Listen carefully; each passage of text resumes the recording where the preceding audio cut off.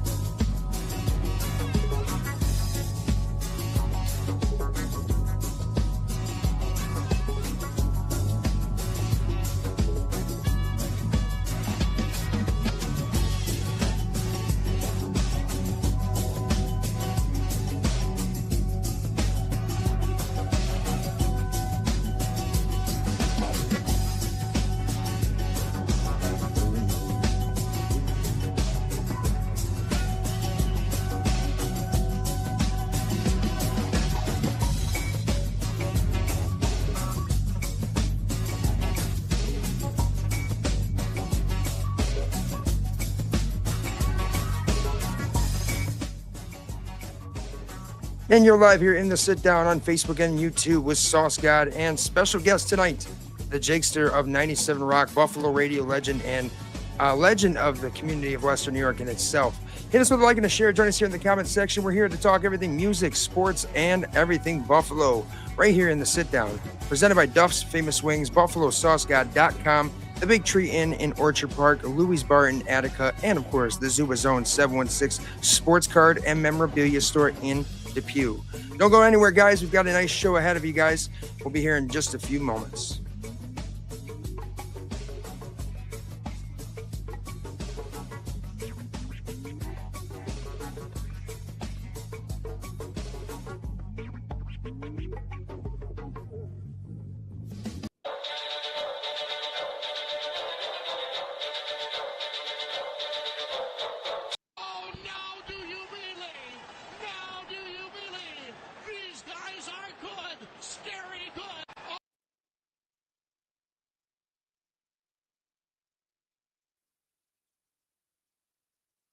And we're live here. It is the Sauce God, of course, your boy here, Anthony Bomasudo, on Facebook Live, YouTube Live, right here in the Sit Down, the sports entertainment podcast where we cover everything in the world of sports, Buffalo entertainment. And don't forget that we also have the Mafia Sports Bar on Bills pregame and postgame coverage right here on the same channels as well. So make sure you're following, like, and subscribe, notifications turned on so you never miss any of the live versions of these shows. Or if you're not able to catch the live versions, they are available via audio podcast wherever you may get your podcast from.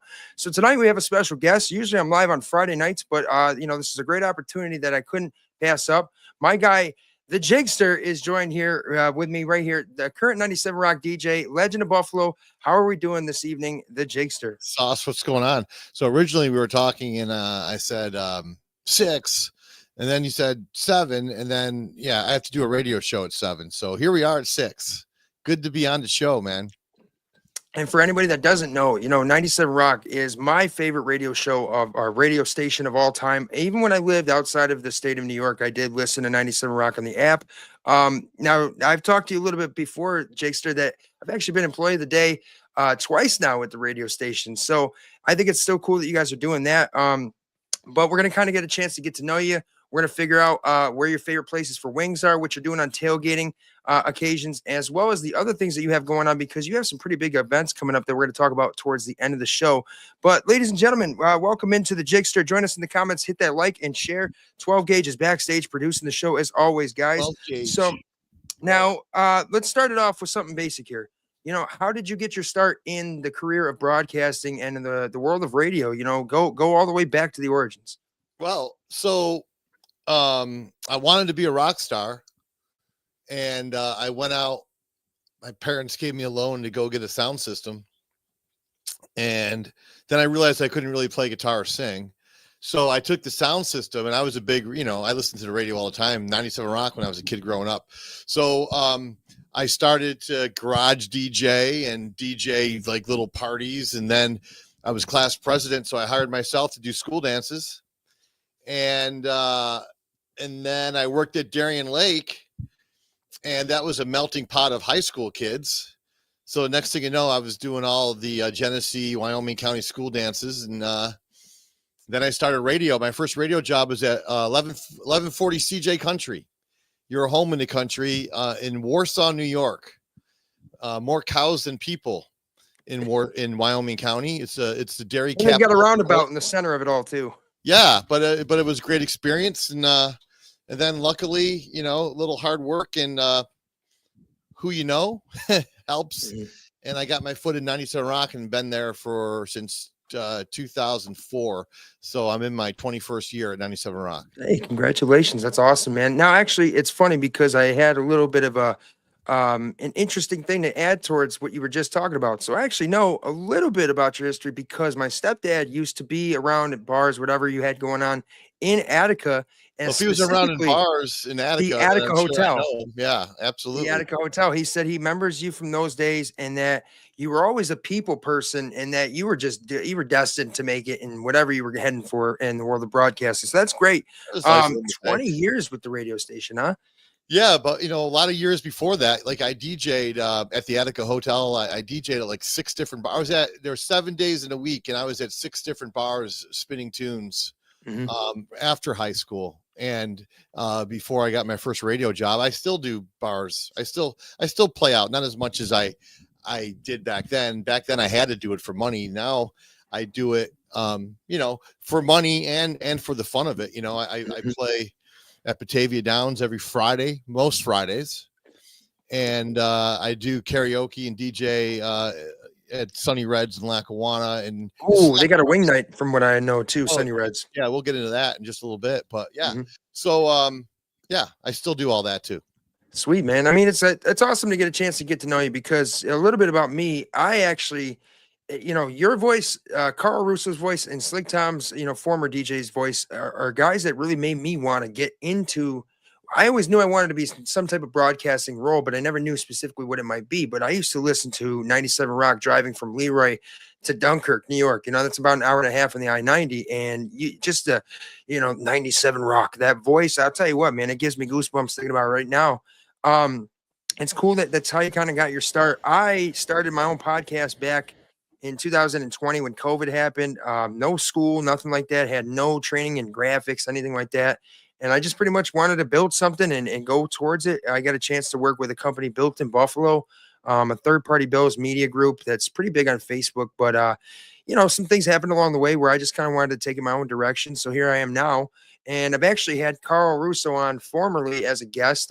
We've had some pretty cool guests on in the show. So I'm excited to have you in here as well and kind of pick your brain a little bit about music. But I'm actually in Batavia too, just so you know, if you're ever at the Downs on Friday nights. So yeah, I mean, I'm not. It's funny. I'm not there this Friday, but I'm there the following Friday. So I'm there. I'm there 3 Fridays a month until summertime comes. So now you're currently DJing with 97 Rock. Obviously, I know you're kind of on. And it varies, right? But so you're going to be on after this show?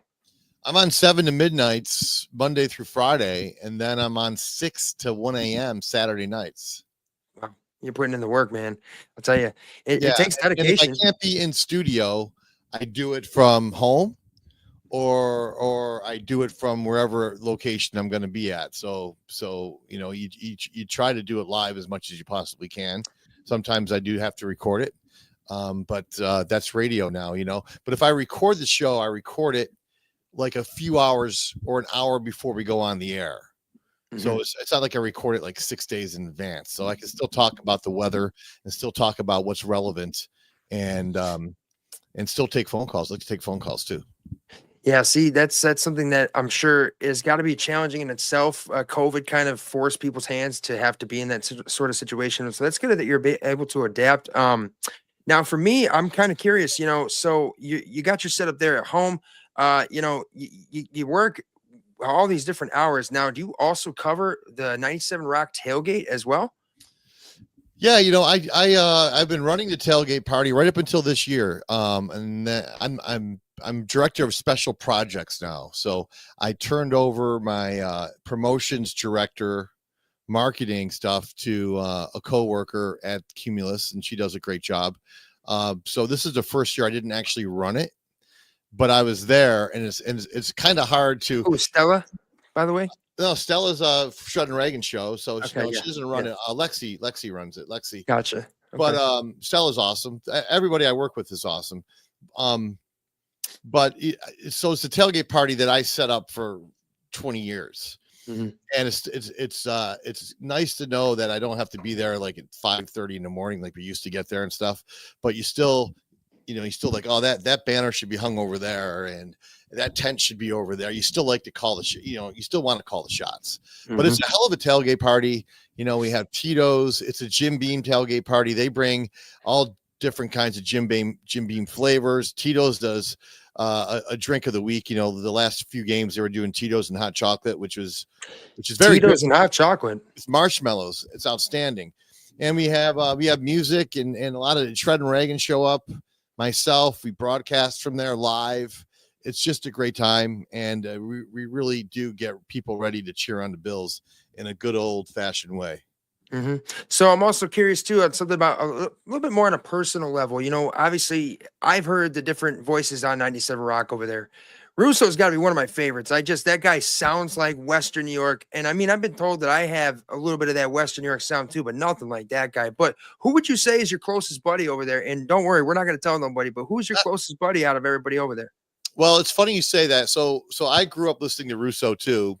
And I have a little bit of everybody in me. I have a little bit of Slick Tom in me. I have a little bit of Carl Russo. JP, who worked with us for years. JP, he's There's cool. a little Dude. bit of JP in me. There's a little bit of Larry Norton in me. There's a little bit of Shred and Reagan in me. Jim Jack. I'm a little, I listened to them for so many years. So there's a little bit of my personality is a melting pot of all those guys. Mm-hmm. I like that. I mean, that's good. Anytime you're learning something in life, you want to take little bits and pieces that you learn from each individual, and you want to just kind of make it your own and put your own little touch on it. That's the way that I figure you learn anything. But if you guys are just now tuning in, though, this is the Sit Down Podcast. Take your sips, take your smokes, whatever it may be. We're right here on YouTube and Facebook at Buffalo Sauce God as the social media is right here, and joined by Buffalo radio legend, the Jickster. It's right here with Sauce God. We have some more to discuss, everything with Buffalo Bills, wings, and all that, and much more up and coming here in the Sit Down. So now, you do a lot of community work here in Western New York as well. And I know that you were doing a toy drive recently. Talk to us about some of the things that you do throughout the year to kind of help the community and give back. Well, first of all, if you have a media platform to stand on, which I do, it's a big one. 97 Rock is a monster here in Buffalo. I feel that it's your duty to serve the community. If people know who you are and listen to you, you should take advantage of that and use that in a way to help the community. And our listeners are the best when it comes to helping the community. So that's one of my main priorities. And I think anybody, whether what station, TV, radio, whatever, should do the same thing. And a lot of people do. Most people do. And I'm very close with the Make-A-Wish Foundation.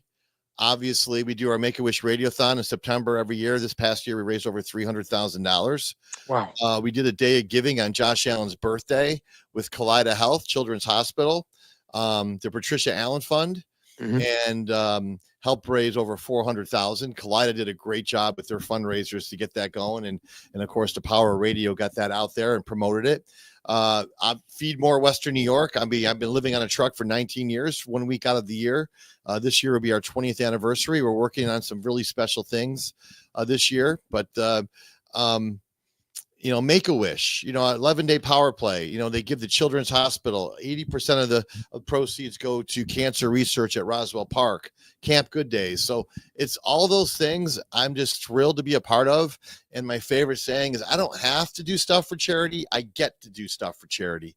And that's something that I'll be doing the rest of my life, until I die, which with my lifestyle probably won't be so long. I like that very much. I mean, the fact that you just said that you don't have to do it, you get to do it, which is a pretty cool thing in itself. You know, obviously the community of Western New York is so tight, so tightly knit, and it's something that I'm proud to be a part of. I moved away, you know what I mean? I was born here, grew up in Las Vegas as a kid, came back here when I was like 11 years old or whatever. So my foundation really is here in a sense, though, because that was the more pivotal years for me. And then I moved back away when I was 19 to go join the electrical union, try to go out there, make money, establish myself, this and that. And a few years later, man, I wanted to do was come back home. I gave a kidney to my father at the end of 2016. That's Shout out to my awesome, pops, by by the the way. way. Yeah, he's it's been what now, 8 years. It'll be 9 this year. And he's been able to live a pretty solid life. He is going through his own personal stuff right now, heart wise and some other things. So, Dad, you're in my prayers, man. Love you very much. And so basically I wanted to come back here because I couldn't help but miss it. I visited twice in that year before I moved back, and it is just something that I felt I was supposed to be here because I'm at home. So I'm excited to hear about the things that you do for the community. Now tell me a little bit, what is the 11-day power play exactly? I mean, some people think it's legit. You got some guy out there playing hockey for 11 straight days without Well, that's taking a how it rest. started. It started 2017, where we broke the Guinness Book of World Records, 2 20-man rosters. Guinness Book of World Record rules. We had to stay at the Harbor Center. We couldn't leave. We had the puck had to drop as soon as the Zamboni was done. I mean, there was like all these like strict rules, and we broke the Guinness Book of World Records. And I think that year, the first year, we raised $1.2 million for cancer. 40 guys raised $1.2 million for cancer and broke a world record, and the awareness. And then they started the 11-day power play community shift, where you play hockey. 300 different teams play hockey for 3 hours for 11 days. And then not too long ago, I think it was 2021, they broke the world record again. I was on the roster, but I had to get shoulder surgery because I had a torn shoulder from hockey. So I was on the roster, but I couldn't participate. But so we broke the record twice, but every year they do 11 days of hockey. So that's kind of confusing, but and it's raised over $12 million for Roswell Park, Camp Good Days, and Children's Hospital. Make-A-Wish 2 is in there as well. So it's just a wonderful thing. I mean, look, you can raise money by playing hockey. Are you kidding me? Fun. That's crazy in itself. And then the fact that, you know, you get to be a part of it, because for me, some people think that when you establish yourself and have a following, or you know, you have some notoriety in a sense, that all of a sudden makes you not a good person, or that it means you wanted those things, right? But that's not the case. I mean, my thing is, when I kind of started to get a little bit of, you know, leeway within Bill's Mafia and started building a following, I wanted to do the same things that you're doing. I wanted to give back. You know, I did something back when the Buffalo shooting happened. We did a card sale thing because back then I was selling some sports cards and stuff like that, and we donated half of the proceeds right to the I forget what fund it was called, but it was some type of charity around that. So it's just good to hear that somebody does a good thing with their platform. And I know that Russo does too. Everything that Russo told me about how much he's got going on is insane. The guy's doing EMT certifications. He's over here, you know, on the radio when he's got COVID, man. It's crazy to hear. By the way, we got some comments real fast. We got Joni Kinsley coming in saying, you know, awesome Anthony Bomasudo, and that's referring to what you got going on. And also my buddy Bobby Snyder watching the show, as always, saying go Bills, and go Bills from the both of us over here. So community work is a big thing, and it's cool to see that you're definitely you're not a douchebag. Yeah, which I never thought you were, but still.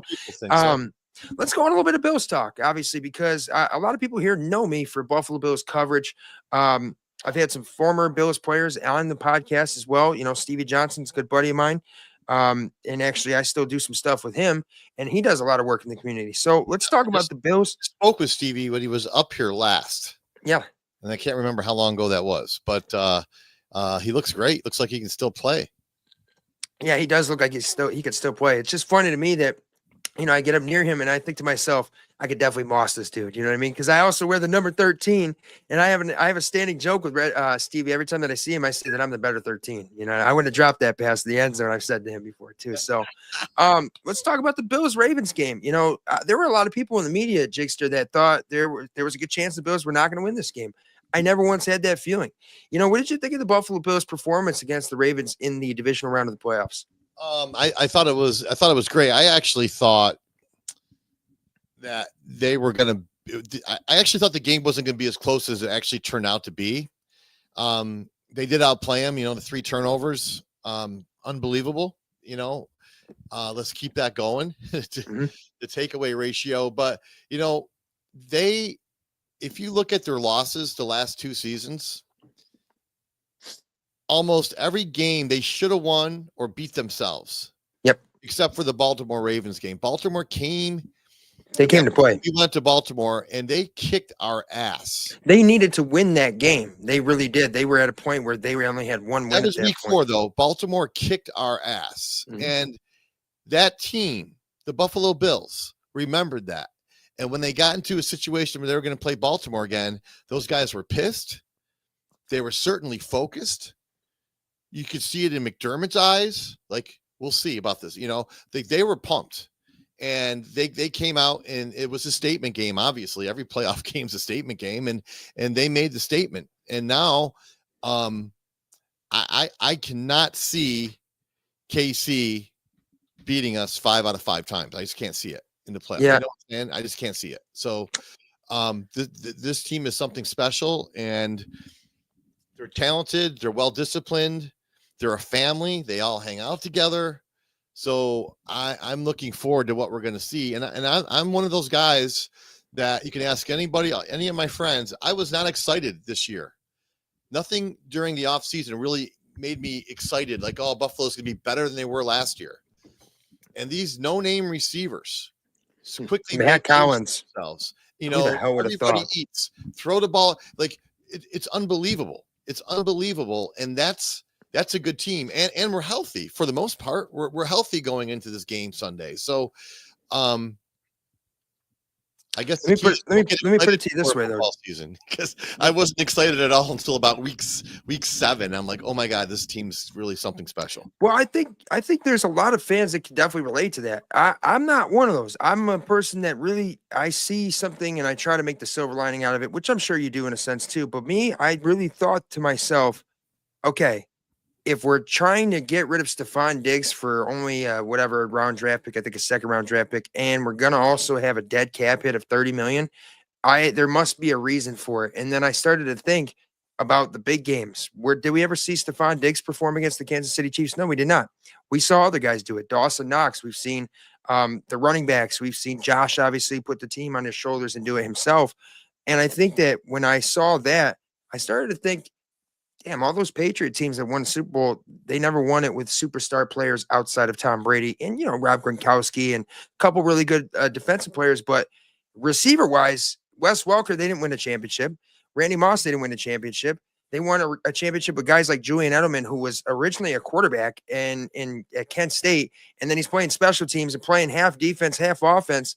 But it was a guy that knew how to step in and do his role. And that's what the Buffalo Bills have this year is guys that play and do their job. It's assignment football. And I think that gave Josh Allen a chance to establish himself as this overrated player and leader that, got himself a billboard on the Statler Hotel in downtown Buffalo and the Gatorade Athlete, which is exciting to see. And I thought at that point, everybody wants to count us out. I'm excited about it. And the Buffalo Bills are still going to win the AFC East. I had no doubt about that.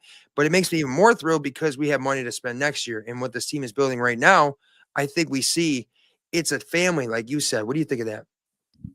Family's important. And, look, it's no secret. I'm really good friends with Jim Kelly. And there's a lot of, when Josh first got drafted, I was hearing, he's not an accurate quarterback. You can't teach that. And I'm like, you can. You might not be able to teach it however you want to word it, but if you get some guys that can catch the ball, he's going to make plays. And I loved how especially in his early years that he would get off, whether we went 80-yard touchdown drive or we went 3 and out, Josh Allen would be on those sidelines, pacing up and down, tapping everybody on the shoulder, talking to them, and just making them believe if they didn't believe. He's a true leader. Nobody can argue that fact. He's smart. He can check down plays, and he's got that winning style, that winning. I don't know what the word for it is, but you can't teach it. Like the guy, he's a gamer. He's got the it, and he's gonna win wherever he goes, whatever he does. He's going to win, and we are so lucky to get him, and so lucky to have him, and that man right there, along with his teammates, certainly deserves a Super Bowl ring. I definitely agree with that. I think when we drafted him, deserves MVP. Give me a freaking break. I saw an article, I think it was USA Today or something like that, that said that, Lamar is going to win MVP. Not according to Las Vegas sportsbooks. Right now, Josh Allen is a heavy favorite at, I think, minus 475 on DraftKings. The MVP voters watched the game last week? The MVP voters, I think. Of course. Yeah, you can fucking swear. I'm just kidding. But yeah, I mean, come on. Stop. I don't want to hear the arguments anymore. I don't even want to hear the arguments. The thing I'll give, Lamar Jackson had the stats this year, and don't get me wrong, he played out of his mind. I mean, if you look at his numbers, it's like playing Madden video game, but it's not about the stats. His team's playing golf right now. Yeah, and it's not about the stats. The decision. Because if you take, people talked about Joe Burrow, right? And you look at Joe Burrow's situation, you're playing with Jamar Chase and T. Higgins. You're talking about 2 top 15 receivers, in my opinion. And then you throw in, they had a good running game. They came alive as of late, but they didn't make the playoffs. Josh Allen with Matt Collins, okay?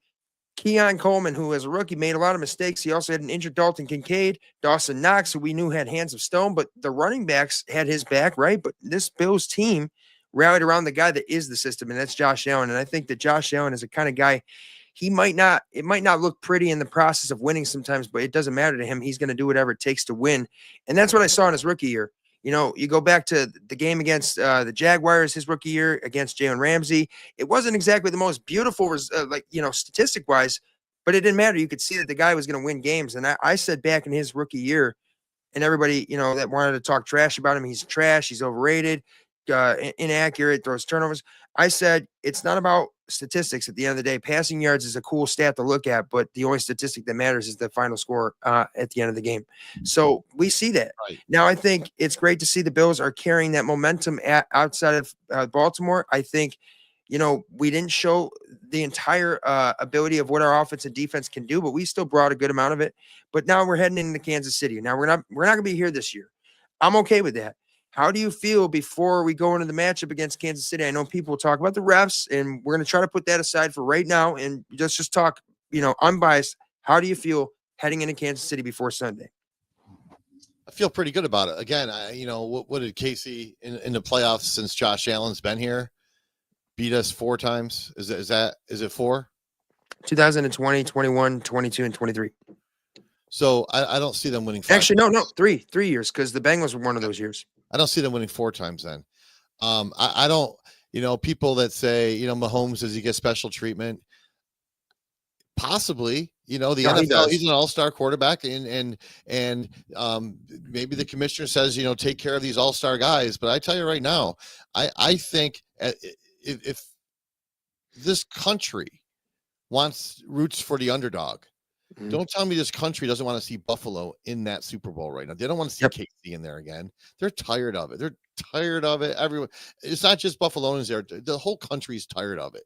Mm-hmm. So Josh Allen deserves it. This team deserves it defensively too. I mean, look at big plays happen on that defense. They might let a bunch of dumb plays go during the game, but they tighten up when they have to tighten up. This team should beat KC. And this team is also very used to going to KC and playing there. So I think they're used to it. It's almost like they're playing at Highmark Stadium again. They're just used to playing there. And I think too, when we played them in the, the regular season, we didn't just beat them by 1 or 2. We beat them by 9 points, and we beat them with a statement. And Josh Allen actually didn't have his best game that day, but he made plays when it was critical. I thought I saw Sean McDermott showing a little bit less conservatism in his approach and the game plan. And I really thought that that's something that Sean McDermott needed to do to evolve. Now, have you ever had a chance to meet Sean McDermott or no? Nope. Okay. I've been in press conferences with him there and stuff, but never had a chance to hang out with him or, have beers with him or what. I don't even know if he drinks, but he's so busy. But he's working out like 12 hours a day. Yeah, he looks good, and I would like to have beers with him, but I'll wait till after football season's over. Oh yeah, which we should. Hey, Bills team, now let's not drink if we get to the Super Bowl. Let's not drink the night before. Let's wait to party until after, right here in downtown Buffalo, where we could have the greatest Super Bowl parade of all time.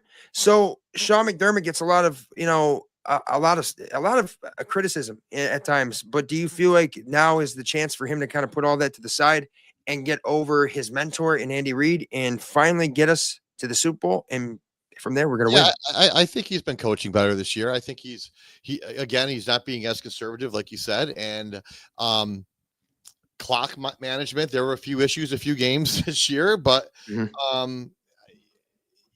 mean, look at. Well, we win 13 games, Yeah, we won 13. Now we're at 15 wins. Yeah. And I also think too, I'm very happy with the coaching situation in Buffalo, and I think everybody else should be too. Mistakes happen. Mistakes happen on every NFL team. Oh, yeah. We got a pretty good coach. We're lucky to have him. We fired this guy named Wade Phillips a long, long time ago, and we went 17 freaking years with jokes as head coaches. 17 years. It's because they should have played Flutie. That's what some people say. But it also, you bring up a good point there that's when Ralph Wilson was our owner. And God rest his soul, Ralph Wilson was not a guy that was dedicated to winning football games and creating a winning team and championship teams. Versus now we have the Pagulas that are invested in that. We have the pieces to do so. And I think if Josh Allen wants to show the world something about being overrated and all this talk about MVP, he hears it. He hears it. He doesn't care about the awards, but he does care about the city and this team so much that he's going to show everybody exactly why he's the best damn football player in the world. And he is the most talented quarterback to ever play the game, in my opinion. But now he has a chance to assert himself into that level of greatness when you get yourself in a championship conversation. So, all right, we talked a little bit about the Buffalo Bills and Ravens game, the Bills and Chiefs. We'll have you guys covered on Sunday in the Mafia Sports Bar right here on Facebook Live and YouTube Live. You're hearing the sit down on Facebook Live and YouTube Live at Buffalo Sauce God with myself, the Sauce God, and of course, Buffalo 97 Rock legend, the Jickster, right here in the sit down, presented by Duff's Famous Wings. And by the way, medium is hot. And you don't have to ask for them extra crispy if you go to the original one on Sheridan Drive, because they're the fucking best. They're the fucking goat. All right, now let's talk a little bit about chicken wings, Jickster, because, I am the sauce god. A little bit about that. I make the best spaghetti sauces from scratch, and there's people that will attest to that, but also the best damn chicken wing sauces. I'm a thorough lover of chicken wings. The most I've eaten was 72 when I was 12 years old. I've been eating wings twice a week, as what I tell people since I was like fucking 6 or 7. I don't know. But now, where are some of your favorite spots in Western New York for chicken wings? Talk to us. Well, I mean, my go-to is Sunny Reds in Lackawanna on Abbott Road. Eric Wood loves them there. I can name drop. What's the wing night there? When's the wing night? Tonight. Okay. On Wednesdays, right? Yeah, that's where I was. That's where I was at before I came on. No shit. Yeah, so that's the place. I mean, obviously, there's some other places that have incredible wings, but Sunny Reds is the place where I go, and I'm loyal to. So I'm not going to even mention like my top 3 or top 4. Okay. But if you've never been to Sunny Reds, try it out. The wing night's on Wednesdays, but they serve wings on the menu every night they're open. So now it's Wednesdays, right? That they're Wednesdays in Lackawanna. Yeah, right on the Abbott Road. Okay, sweet. I'll have to stop in one of these Wednesdays. Yeah, the bartenders are sometimes a little grumpy. Just tell them I sent you. Okay, we'll make sure to do that. I'm sure that everybody says it. Tell them I said I sent you and that they're free. Tell them that. I'll say that. If they don't believe that, I'll say put it on his tab. Yeah. No, but I like hearing that. So Sunny Reds, I'll have to check them out. I actually started back in 2020. Dave Portnoy at Barstool Sports, he does pizza reviews. I went around places in 2020 that were struggling, and I started doing chicken wing reviews. And it kind of started as a little bit of something kind of as a joke, but then people started to really hear how I had to talk about chicken wings and could see that I had a passion for it. I'll tell you right now, a couple of my favorites are, and I'm not even being biased, Duff's, the original one on Sheridan Drive. I don't know what it is. I could be hammered from a Bills game and stop there afterwards, and all of a sudden I don't feel drunk anymore. I feel good. I feel perfectly fine. It's like a liquid IV, but I gotta in give chicken wing form. Yeah, and I had Duff's. I usually go to one in Eastern Hills Mall. Greg there does a lot for Make-A-Wish, and the wings are fantastic there. And like Big Tree, I got to give the Big Tree a shout out too. Yes, we're gonna go there next. Tailgate party and stuff, and I've had wings with the owner of Sunny Reds at the Big Tree many times. So there's a lot of places, and I'm sure, but I'm sure you and I have been to the same places where we like the wings, but I'm give me a good chicken wing, I'm gonna eat it, right? Is that It's got to be crispy. I'll tell you that right now. If anybody you should see. I actually have a review, and it's local to where I went to high school, Leroy, New York, Pizza Land. I asked for them extra crispy because I knew that they weren't going to be crispy, right? See, and now, they came.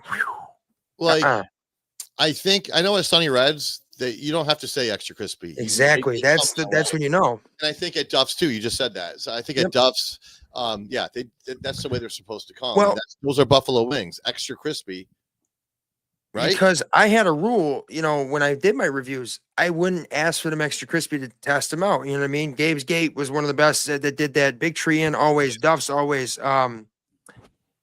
Because listen, I'm not bad mouthing Anchor Bar, but it's like that's one of those situations where people go for the tourism aspect, and it's like you really go to have some chicken wings. It's not going to be the top 5 chicken wing you've had. I still got to try 911 Tavern. That's a place I haven't gotten to yet. So I went there.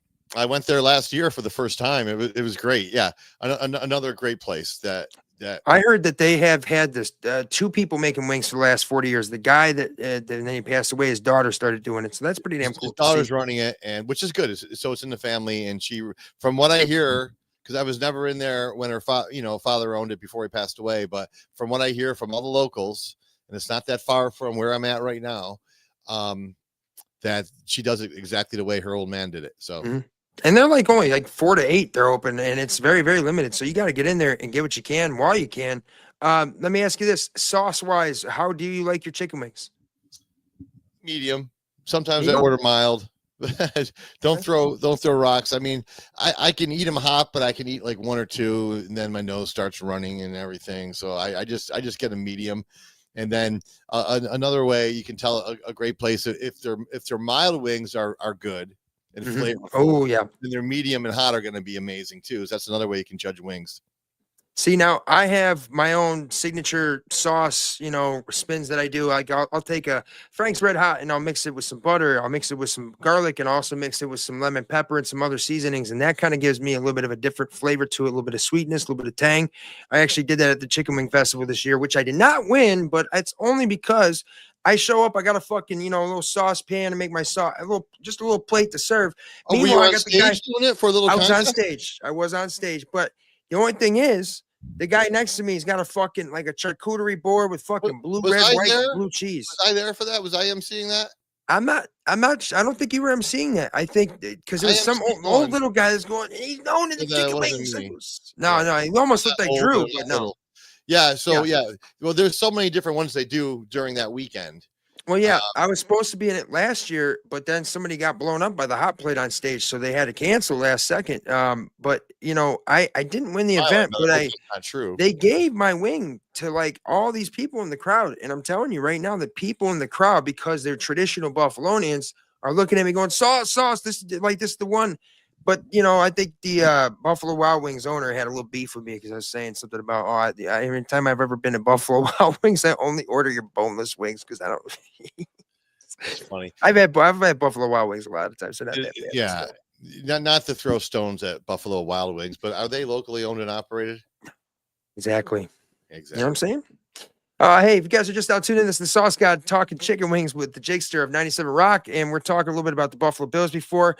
I have a couple questions in regards to who is, your favorite players of all time and current players. We still have a little bit to discuss about music-wise before we let you get out of here, because you will be live at 7 o'clock on 97 Rock. For those of you that don't know, 97 Rock, classic rock station, it is the best station that there is on earth. As my mother once told me, yeah, they're it. That's how she described you guys back then, and that's why I don't listen to any other station whenever I'm it cruising through. Now, all right, let's talk about your favorite players all time. I know obviously you're friends with Jim Kelly.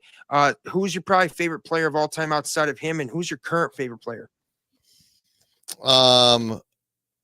Well, yeah, Jim Kelly is definitely was my favorite player when he was playing, and then I got to meet him, and then having him as a friend, and not only a friend, a very good friend, has just been remarkable. I should actually write a book about it because it's been simply remarkable having him as a friend, and he opened a lot of doors for me for my career. I was telling you earlier, it's not who you know. It's not only what you can do, it's who you know. And Jim Kelly basically threw me to Larry Norton at 97 Rock and said, put this guy in the radio. And it didn't really work out that way, but Larry gave me my start I started doing concert reviews over the phone, and that led to a job. So Jim's been a major influence in my life, and also just gave me that attitude, that winning attitude. You know, he's a gamer too. Josh Allen, same. They have the same kind of mentality and same kind of personality. They're built to be quarterbacks. To me, Jim gave that to me. He's like, if you're going to go out and do this, you do it, and you be everywhere, and you do the best you can. And so yeah. That's cool to hear. I have that mentality. I'm like, you want to play in this business. You want to be a superstar. You go out and do this, and you go out and help the community, and you get seen as much as you possibly can. So, and there's so many guys in that team. Kent Hall, before he passed away, his center, right? Guy is such a great friend. Will Wilford, who was just at the Big Tree, who came up for the game. Amazing, you know. So current players, obviously Josh Allen, and our running back Davis. His story is incredible. His story of what he overcame, or being a foster child and living in orphanages, or he was an orphan. And he overcame all that, and they just did a segment, and I forget where I saw it on. It was the Big Brother program, and some guy basically adopted him as his big brother. He was just at the game, right? Yeah, he comes to every game. But and there was a national, I think it was like the Today Show or somebody doing a story on it, and that's such a remarkable story. And yeah, so I think that's who I have for my favorite players for right now. There's so many others. Thurman Thomas has always been great. Andre Reed, Steve Christie. There's so many guys you see out and about. Brian Moorman. Oh yeah. Who did you see that he was disguised as somebody else? Hang time, I think it was. Yeah, kicked the field goal. Yeah, that's awesome. I mean, it's great that they brought two legends like Fitzpatrick and Brian Moorman back, because I mean, those guys really were Buffalo, you know what I mean? And Fitzpatrick, the way that he represents this fan base and how excited he gets for us is just something that makes you really, if you're not a part of Bills Mafia, you definitely got to have a little bit of a jealousy inside of you that you want to be a part of this, because it's damn cool. I'm happy that you brought up about how Jim Kelly was a big influence in your life. Actually, I've always been told that Josh Allen and I would probably be best friends. You know what I mean? And I've also had that belief, because I really think that kid, he's younger than me. So for me to call him a kid's hilarious, but he's got a lot of the same attitude and the same mentality as I do. And I always love that he kind of gives glory away to God and to those around him instead of himself. And I love that about him, but hopefully I get to have him in the sit down someday. So that'd be pretty damn cool too. But I've actually been mistaken for Josh Allen a few times in Buffalo, which I'm not 6'5", 230. I'm about 6'2".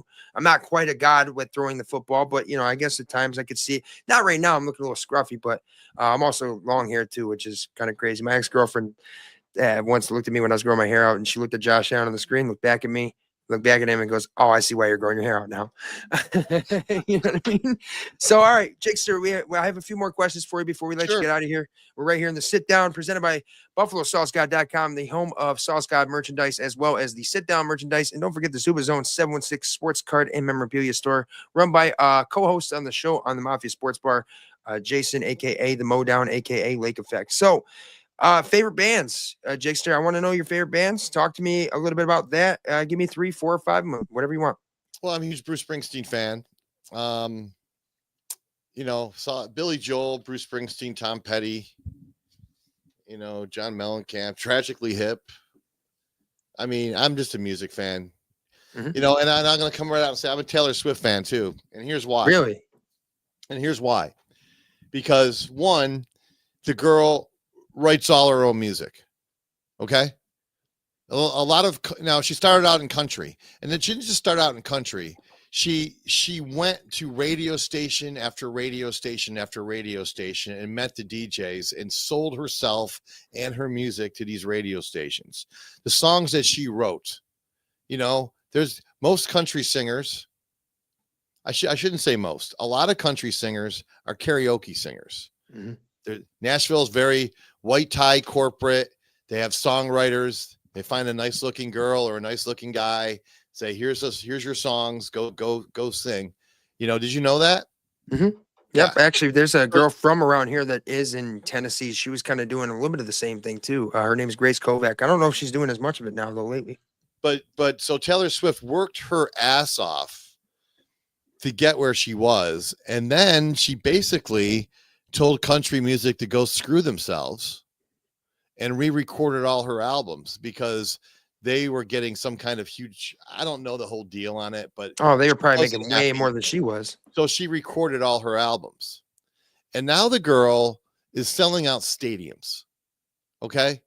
From the songs that she wrote, that 80,000 girls ages 8 to 40 can sing to, because they're about relationships. Of course, the 8-year-olds and the younger girls, they got a lot to learn about relationships, but they will, and those songs will come into play.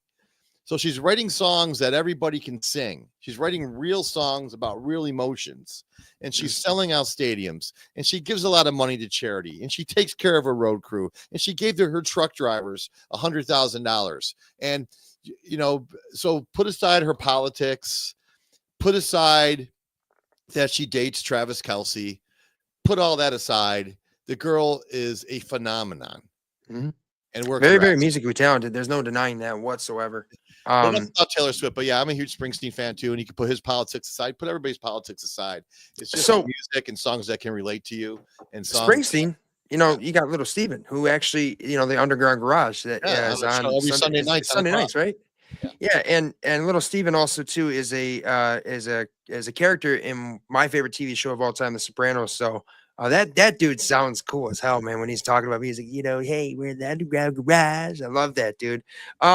So what about Led Zeppelin? Zeppelin, Rush? Were you a fan of them guys too? Well, I'm not a huge fan. We play a lot of Zeppelin. We play a lot of Rush. They're staples for 97 Rock. Mm-hmm. I have great respect for both of them. I'm not old enough to have seen Led Zeppelin live, but I've seen Rush live in Hamilton, Canada, basically way north far from their hometown. And I was front row right in front of Getty. so watching Rush up close was just amazing. I respect them. I wouldn't go out and besides the songs we play on the radio, I wouldn't go out of my way to listen to them while I'm driving. Yeah. Okay, that's fair enough. Especially, I tell you what, Geddy Lee. I mean, I can go on and on about Rush too and how cool they are and the things that they do. Three-person band. I don't put the Rush channel on in my car and listen to it. I think for me, it's not really more of Rush. It's more Neil Peart. You know what I mean? Just to know how gifted he is as a percussionist, not a drummer, as a percussionist. That's what really gets me with them. And they have some great sounding music, sure, but Zeppelin is that kind of drumming. Oh yeah, I mean, Neil Peart was definitely a pioneer with that style drumming. And Geddy Lee and Alex Lifeson just recently said they're jamming together and they're doing stuff together, but they're not going to go out on tour. No, because they can't replace their drummer. You just can't. It's the same thing that Zeppelin did after John Bonham passed, Yeah. Even though Asian Plant did go out in 96, 97, they did go out. And they did do something with, I think the Jason Bonham, his kid too. So I think that's kind of cool that they did one show at the Q2, the O2 Q2 Arena in London. Mm-hmm. They did that one show. That explains now too why, because when Russo came on and gave me some answers, they weren't your typical Zeppelin, Beatles answers for favorite bands. He had Judas Priest, Quiet Riot, you know, Yeah. and it was just cool to Actually, hear Carl something. introduced Quiet Riot and was friends with Kevin Dubrow before he passed away.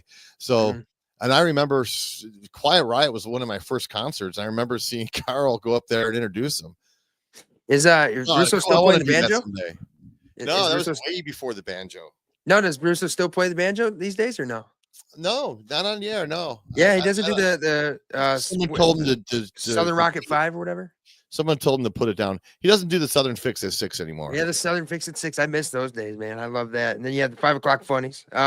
So all right, Jickster, we talk a little bit about some of the music that you're into. Just I want to know a couple more two more questions for you before we let you get out of here. Of course, he's gonna be live on 97 Rock, guys. Tune in.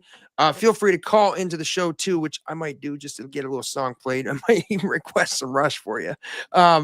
Coolest band or member of a band that you met at being a DJ of a rock station? Oh God, I met Ringo Starr. Oh geez, I've met Robin Zander from Cheap Trick, who's one of the coolest guys I've met. Ringo was very cool too, but I was like starstruck with Ringo. Not that I'm huge. I mean, he's just a legend right there. But yeah, I mean that him and 3 of his buddies changed the world. So there wouldn't be a Led Zeppelin if there wasn't for the Beatles, you know. Robin Zander is really cool. Alice Cooper was great. God, I met so many. Who's Brett Michaels. Brett Michaels is one of the coolest guys ever. Brett Michaels. Poison. Yeah. The only couple guys, classic rock wise, that I actually had a chance to meet were Steven Tyler. Like I said, I lived in Las Vegas, and I had to go. Tyler. Yeah, he's a cool dude. And then I also seen Elton John. Elton John spoke at a recovery meeting for people of Alcoholics Anonymous. Back then, I had to go with a buddy to one of those meetings, and like Elton John's gonna be speaking. I gotta go and see that, which is pretty damn cool. Was that out in Vegas? That was out in Vegas, yeah. Yeah, and I would take my buddies to one of those meetings because they need to go, and if Elton John was going to be there, definitely. Not that there's anything wrong with that. Anybody that seeks recovery, man, I applaud that. You know, especially hearing Elton John's stories were fucking hilarious, and you know that guy is actually rapper Eminem's sponsor too, or at least he was, which is just crazy to see that guys like that can kind of find their way on their path and get away from some of their demons. But all right. Other favorite sports teams, Jickster. You know, obviously the Buffalo Bills are hot right now. It's easy to be a fan. Are you a Sabres fan too? Absolutely. You know, I'm everything Buffalo. Huge Buffalo Sabres fan. I know they're struggling right now. I still watch every game. I did watch the game in Vancouver. I did fall asleep for about 20 minutes, but they won. They came from behind to win that. They're struggling. There's still time to climb out of that cellar, and I'm rooting for that. And I'm a diehard. You know, if look at, you know, we've had bad teams in Buffalo, football, hockey, whatever. I still try to watch and root them on. I don't say they suck and not watch them. I hear that. Even though they can be tough to watch at times, I'm a diehard. It's still our town. It's our teams. You know, you have to. Now I know you have a couple of events coming up here, so we're going to give you a chance to talk about that and give the people a little bit of an outro before we get the end of the show here. We're live here with the Jickster of 97 Rock with myself, the Sauce Guy, right here in the sit down on Facebook Live and YouTube Live. So talk to us. Yeah. So Friday is it's football Friday. It's 2 days before the big football game. So there's 2 pep rallies going on. The Today Show, nationally televised show out of New York City, is going to be teaming up with Channel 2, and there's going to be a little pep rally from 6:30 until 9 a.m. in front of City Hall. And it's going to be cold. It's going to be outside, but it's football. It's football weather here in Buffalo, so we're hoping for a big crowd for that. And Melissa Holmes and Pete Gallivan and Patrick Hammer and Kevin O'Neill will all be there joining me. I'll be there with Kevin O'Neill emceeing some stuff and maybe playing some music. I'm not sure. We're having a little meeting about that tomorrow morning, but that's going to be great. And then Acting Mayor Scanlon and his staff are throwing a little pep rally at 2:30 at City Hall. So there's 2 pep rallies for the Bills downtown Buffalo in front of City Hall. One starts at 6:30 till 9 a.m. and the other one is from 2:30 to probably 3 o'clock. And there'll be some Bills alumni, Billy Buffalo, Buffalo Bills. Elvis will be there. Oh, John Lang. Yeah. And does he go by his real name? No, Bill's Elvis. So you said his real name on the air. I'm just kidding. Sauce. Yeah. So 2 pep rallies, and I'm pleased to be part of both of them. And 97 Rock is going to be teaming up. I think Shred and Reagan are sending Stella to broadcast and do check-ins from the pep rally during the morning. So Gotcha.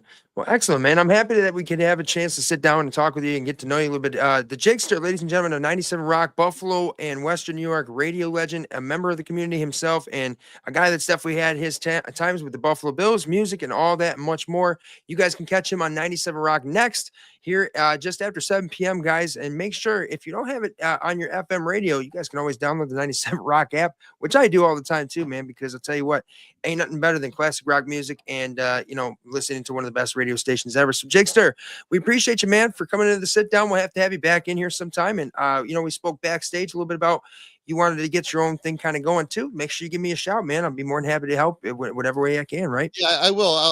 I'll touch you. You got a nice setup here, and myself and my buddy Justin are going to start a very special podcast that we'll tell you more about in the future. But it's podcasts are a dime a dozen, but this is going to have some great content. And we'll tell you about that, but after we get things set up here. But thank you very much, Sauce. Pleasure. And 12 Gauge, thanks for producing this thing. And I'll talk to everybody soon. As a matter of fact, I'll talk to everybody in about 4 minutes on 97 Rock. The Jickster, man. Appreciate you so much. God bless. Go Bills. Go Bills. Go Bills. Go Bills. Yes, let's go. All right, guys, that was the Jickster right here in the sit down with myself, the Sauce God. We're going to bring in the producer of the show, 12 Gauge. 12, how are we doing, brother? Doing very well. Doing very well. Hey, nice job on that, man. Jickster, it seems like a pretty cool guy. Yep. I mean, from the stories that my stepdad said about him in back in the days of the Attica Hotel, and how he was a people person, and definitely true. And I was happy that we could get a chance to talk everything Buffalo with him, because 12, you know me, I love Buffalo, right? And sometimes we don't get a chance to really talk enough about Buffalo itself, right? So, hey, great show. I do have a special announcement for anybody that doesn't already know too. We have another special guest coming up Friday night. His name in the Bills Mafia Circle is known as Maui Jim. He is a Bills Mafia song parody maker. He's actually featured on the 97 Rocks Shred and Reagan show weekly, and he'll be coming on here Friday night, guys, to talk a little bit about the Buffalo Bills and what he's got going on as far as parody studio, parody music, and everything that he's been creating. So that was the Jickster, man. Guys, tune in to 97 Rock. Check him out. 12, man. I thought that was an awesome chance to kind of get to know somebody that's kind of gone down a path that I've obviously wanted to go a little bit of a similar path down as well. It was just, did you hear the part where he was talking about how Jim Kelly, became his friend and kind of helped get him into the situations where he could become more of a broadcaster, and like how they became like really good friends? It just started making me think, well, shit, that's me and Josh Allen, right? Kind of like you and Stevie Johnson there too. Oh yeah, heck yeah, man. You cannot disagree with that one bit, dude. So 12, I want to actually, before we get out of here, I wanted to see if I could have a chance to pull up highlight clips, right, of the Buffalo Bills and Ravens game, and see if we can kind of share that. I'm going to try to play this. Hold on, is that your microphone doing that? Nope, it was your microphone doing that. I'm not sure what that was. It was going tick, tick, tick, tick. But now I got you unmuted. 12, man. Yeah, your microphone's still doing that. Maybe I'm holding my phone and I'm charging it too at the same time. It's only gonna be a couple minutes anyway. So hold on, let me see if I can get this show and finder.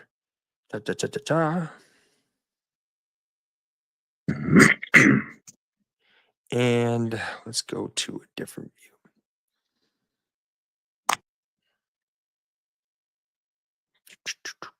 Let me see you bounce. The show. 12, that was an awesome show, man. I'm really glad that I had a chance. I just spoke to him last night and said, hey, I have some availability.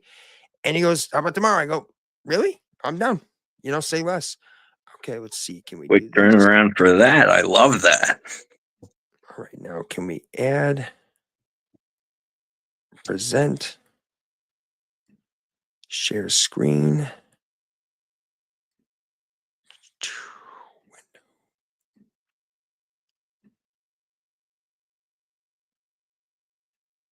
okay, pulling this up now. Can you see that? I can see it. Okay, perfect. All right, let's go ahead. Let's play this video of the Baltimore Ravens and Buffalo Bills highlights. Here we're going to play some of the Buffalo Bills' top plays and top moments in their divisional round matchup against the Baltimore Ravens, in which they emerged victorious 27-25. So we're going to play some of the best moments from the Buffalo Bills specifically. We're not going to show the Mark Andrews thing at the very end either. So let's go into it. Let's sauce them up with some highlights here. Yes, sir. So Josh Allen's going to look downfield, and immediately he's got to find a man open, and it's going to be who?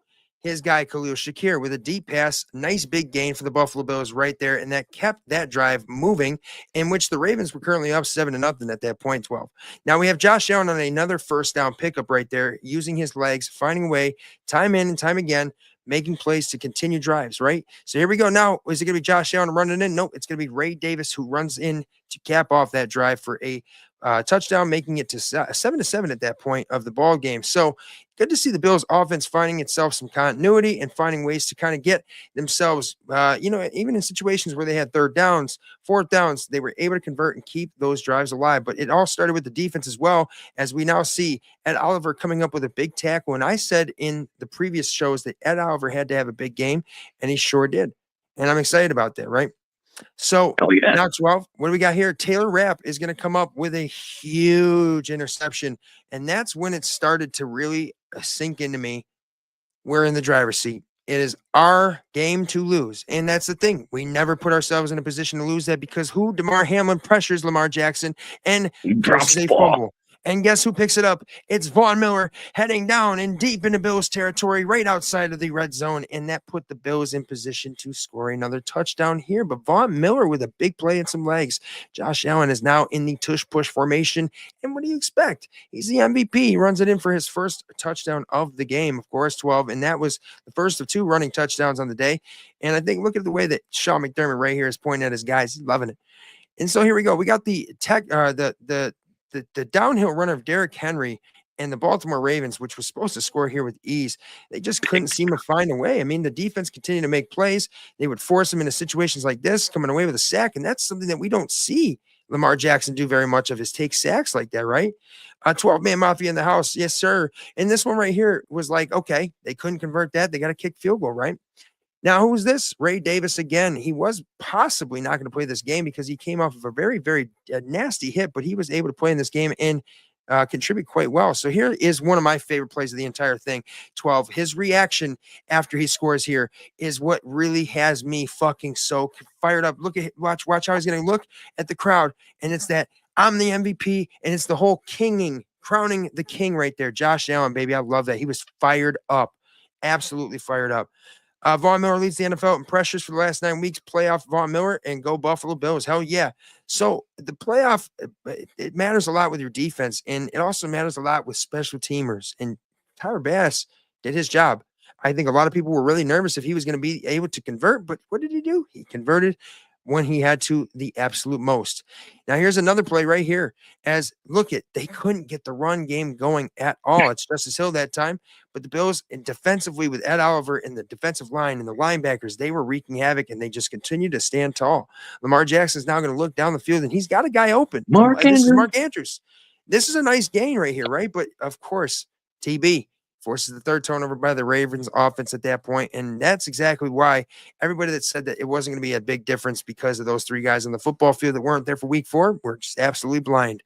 Now Ty Johnson's going to get the handoff here, not James Cook, not Josh Allen. He's going to break forward, and he very wisely goes down inbounds. And that was the game. And look at Josh is able to kind of get the celebration going at that point. So great stuff, man. I love that. You know, that's the sauce them up highlights right here in the sit down with Sauce God and 12 gauge. And, we had the Jickster on. We had a great show. We talked everything from Buffalo to Wings, and to former Bills players, current Bill players, the current Bills situation, and how he really believes in the team this year, especially after he wasn't excited to watch this year. And that's something it amazes me, that Bills fans really, I get it. We got rid of Stephon Diggs. We lost a lot of guys that were core players, and it looked like other teams around us got better. But that's the thing, is you guys didn't realize that we had, it's like the thick layer of ice finally melted. so that we could actually rise. You know what I'm saying? That's what I see.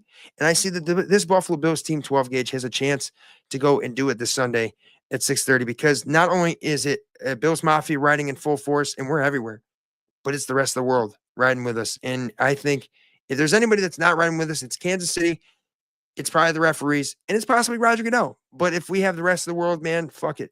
It's us versus the world. I love it. So 12, man, I'm excited to talk more about the Buffalo Bills on Friday night, and I'm also excited to talk about Bills in. I'm not sure we're going to do a pregame show. We haven't been doing the pregame show in the playoffs. We've been doing the postgame reactions, and it seems like that's working. So we're not going to switch it up. I like it. I like it. I like it. So guys, tune in with 97 Rock. The Jickster is DJing right now. He's in the place of Slick Tom right now on that 7 to 12 slate for Slick Tom was I loved listening to Slick Tom, but the Jickster, man, cool dude, down to earth. He really gives a fuck about this community, and I love that. I also love that he was asking me if I paid you to produce. I like that too. And then it's like he wants you to go and work for him. And it's like, no, Jickster, actually, I do a little bit of this. 12 gauge is doing that. You know what I mean? So 12, man, great show, great stuff. And I'm excited that we had the Jickster in here. We're going to have Maui Jim on Friday. And we still have some more future guests to come back onto the show. Hopefully, Carl Russo to come back on, Keita Nakagawa, Bill Samurai. We hope to have it back in the future as well. And so I want to put this out there for anybody who is a Bills fan. If you want to make an appearance on the show, message me and tell me why you want to be on the show. Tell me why you think that you should be featured in the show. And maybe we'll put you on. Can't guarantee that we will, but as long as you don't break rules like Joe Pratt did, you might have a shot. And if you're a fan of an opposing team or a different team and you want to talk football, anything, feel free to message us, man. We are a sports and entertainment network here at the Game Book, and also right here with the Sit Down, the Mafia Sports Bar on Buffalo Sauce God. Social media is at Buffalo Sauce God, and also on Facebook at Anthony Bomasudo. And remember, if you're not liked, following, subscribe with your notifications turned on so you never miss the live versions of the show. It is available via audio podcast wherever you may get your podcast from. So make sure you check out this show, The Sit Down, and also check out the Mafia Sports Bar, Bills pregame and postgame coverage. We'll see you guys here on Sunday. And of course, man, 12, we got ourselves a few more days. This week is flying by, and I'm ready to go. And as always, God bless everybody. Stand tall. You got to stand up. You got to stand tall, and you got to bolster up. I said it to my mom probably a million times on Sunday, Gage. I kept saying, you got to stand up. You got to stand in at throwing sometimes. Stand tall and go Bills. So everybody, make sure, check us out on the next show on the Friday night. Sit Down at 7 p.m. Eastern time on Facebook Live and YouTube Live, and make sure to tune in with us for the Mafia Sports Bar. And we'll be back for more Bills coverage right here in the Game Book and right here in the Sit Down and Mafia Sports Bar with Sauce God, 12 Gauge Producing, and all the other co-hosts right here. As always, Duff's Famous Wings is a proud sponsor of the show. Big Tree Inn, Louie's Bar in Attica, the Big sorry, I said Big Tree. Zubaz own 716 Sports Card and Memorabilia Store in Depew, and BuffaloSauceGod.com. I'll tell you right now, there is some great merchandise options for Sauce God and the Sit Down. Great stuff like Champion Apparel, all that and much more. 12, love you, brother. We'll talk soon because, it is Wednesday night. We got to get into the Game Book. As always, God bless everybody. Stand tall, bolster up, and go Bills. Go Bills.